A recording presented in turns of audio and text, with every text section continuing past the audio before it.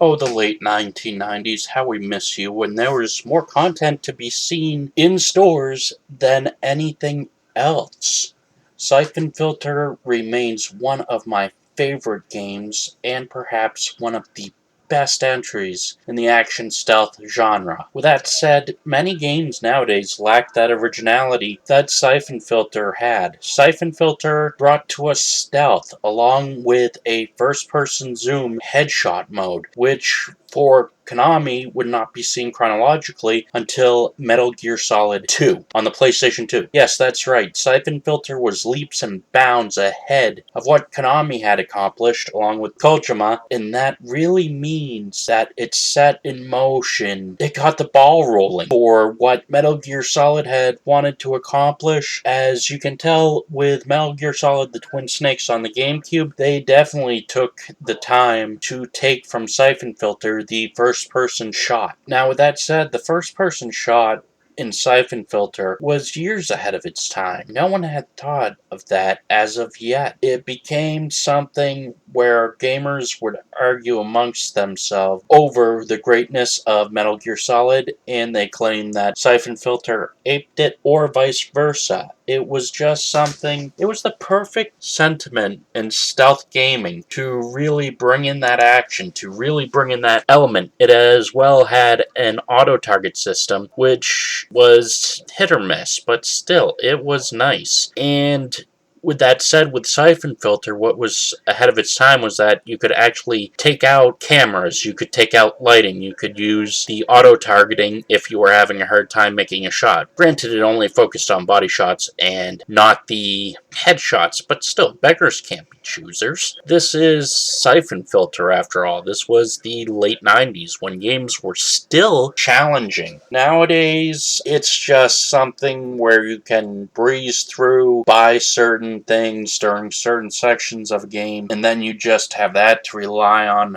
even in stealth games nowadays. But with Syphon Filter, wow, was it challenging. It, to me, was more challenging, actually, than Metal Gear Solid. It did not have the big-name voice actors attached to it. It just was fun to play. It was actually realistic for the time, which is the late 90s. It was realistic enough, it passed. As well, you just gotta love the air taser. The air taser just really crispifies your enemies. It's a nice little nod that was put forth in 989, just managed to make that jump with the air taser. They made it fun, as well as you can tell you can actually destroy that police car in the background.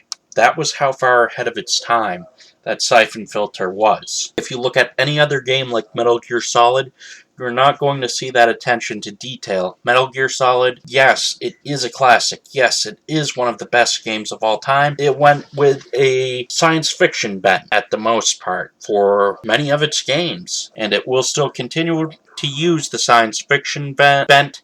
I like Syphon Filter because it really doesn't have the science fiction elements as much as it has a real world tone. That to me is something I'm always continually grateful for 989 and Sony for doing. Something where you had to cover a guy. That was groundbreaking for the time. That was something which, to me as a fan, it just opened up so many doors that gaming would yet to have seen. And as you can tell where I am now, I'm taking out the flashlight. Yes, little details like that, instead of leaving you in the dark, instead of having you have to rely on just, say, a science fiction bent.